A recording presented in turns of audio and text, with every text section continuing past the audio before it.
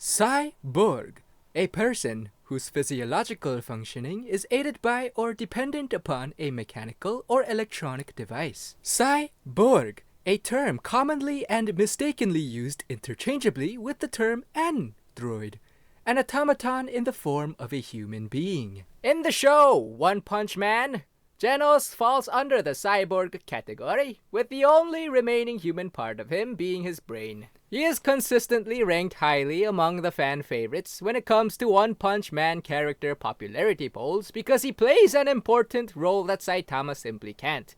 The role of a protagonist who must overcome hurdles to reach the next points in his development. He garners favorable attention, especially because he is a character with a more serious undertone in a world where he is surrounded by parody-style heroes and villains. This fact being a genius parody in itself about shonen protagonists due to his own typical shonen-ish flaws. Compared to other heroes, Genos appears quite tame and normal. Not Moomin Rider normal, not quite, but more so in the sense of seemingly being written as a more traditional shonen hero. He has a tragic backstory, a super cool arsenal of weapons at his disposal, and an ambitious drive to gain more strength. To be more precise, the strength that Saitama was able to achieve. His ambition borders obsession, really.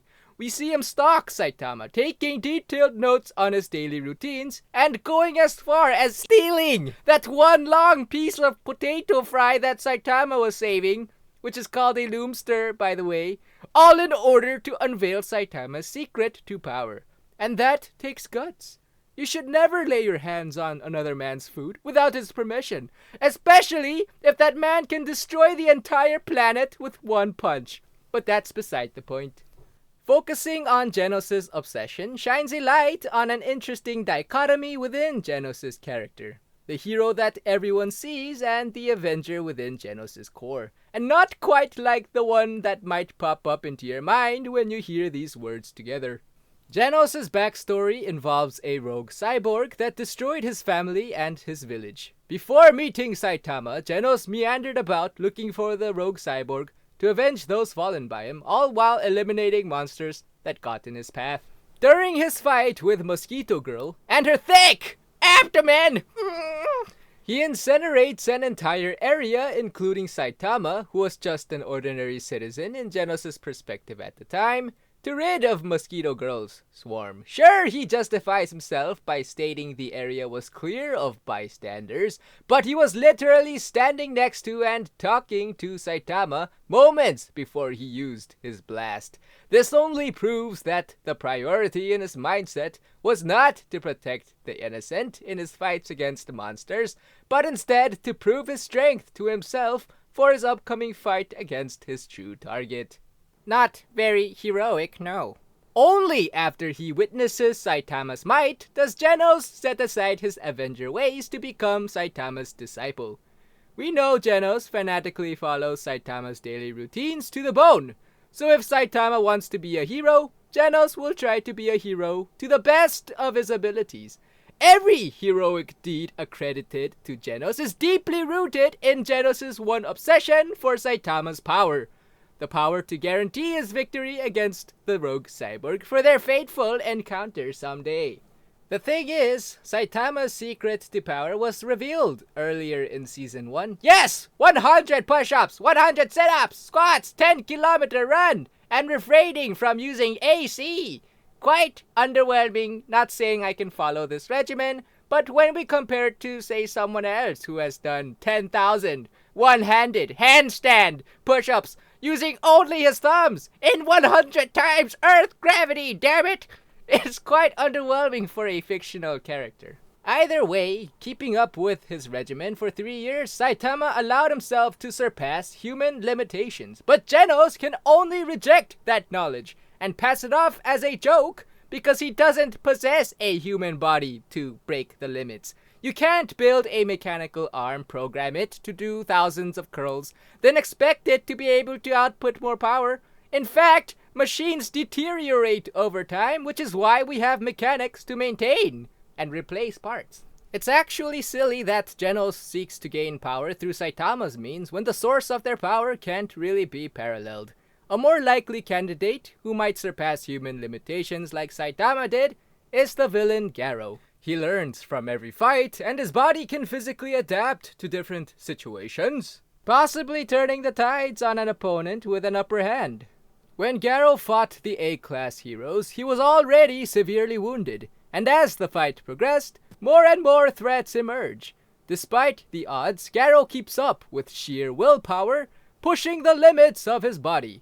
Whereas in Genos' tougher fights, he fights at his peak, parts breaking off here and there, until he is ultimately incapacitated, his potential truly limited by his relatively fragile components. Genos is simply pursuing the wrong means of gaining strength. If Tony Stark were to ask Genos, "Take away your suit, what are you?"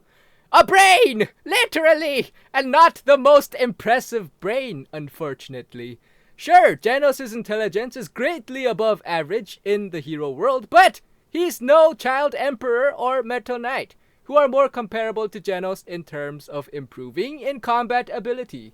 Genos can only really reply to Tony Stark's question with, "I am the suit!" And he's right! Genos is essentially Tony Stark's Iron Man suit, or Metal Knight's combat robot, if they were to have their own souls. And as Genos is to the combat robot, there is a brilliant genius responsible for him in the shadows. Yes, the man hidden in Genos' shadow, Dr. Kusuno. Dr. Kusuno's existence is by no means a secret, no, but it's easy to forget his involvement with Genos. The show does a fantastic job in providing the illusion that Genos' accomplishments are achieved through his own grit and determination. Reminiscent of a special someone. Date ba yo? Because, well, Dr. Kusuno rarely gets any screen time at all. Even though, in the end, it's mainly Dr. Kusuno's efforts that places Genos in such a positive light, both to the residents in the world of One Punch Man and to us viewers. Despite having a mind possibly rivaling that of Child Emperor or Metal Knight, Kusuno chooses the humble path, his accomplishments unbeknownst to the public, his motive thus far revealed to simply provide the best possible outcome for Genos' happiness.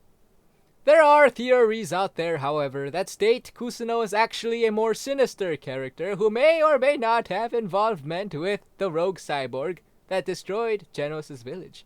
He is a pretty shady character, after all, and his name is Kusuno, which literally translates to stink from Japanese. Something smells awfully fishy with this character. It wouldn't be surprising if the show is deliberately keeping this man on the down low to give it an "it was Dr. Kusuno all along" moment somewhere down the road. But we'll have to wait and find out. Regardless, for a character who gets so little screen time, it's amazing how impactful a role he plays. And this is the ingenuity of One Punch Man and its characters.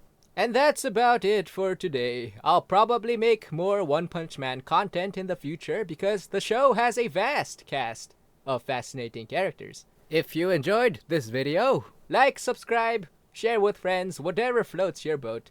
This has been your plebeian anime viewer, Tabatab. Thanks for stopping by.